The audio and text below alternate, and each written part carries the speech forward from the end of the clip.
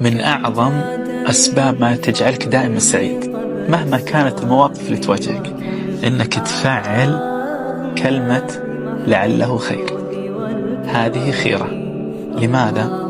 لأن أي سبب يصير معك، أمر معين، موقف، سواء محزن أو مفرح أو مؤلم أو أيا كان، ترى خير، بالفعل خير، لأنه اختيار الله عز وجل لك.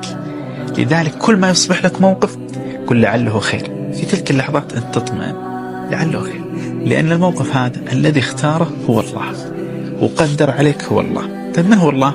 الله الذي يرحمك ويلطف بك، وهو من يرزقك، وهو من يحميك، وهو من يشفيك، وهو من كان يعطيك وأنت في بطن أمك، يوصل إليك الطعام والشراب والرحمة واللطف من سبحانه عز وجل.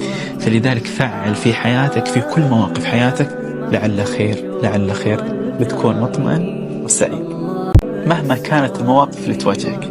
إنك تفعل كلمة لعله خير. هذه خيرة. لماذا؟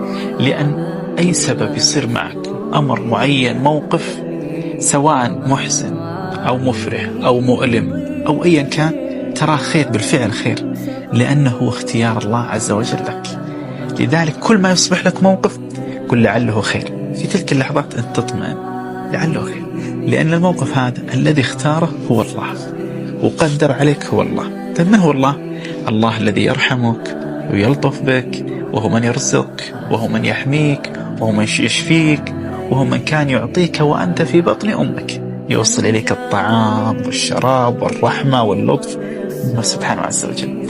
فلذلك فعل في حياتك، في كل مواقف حياتك.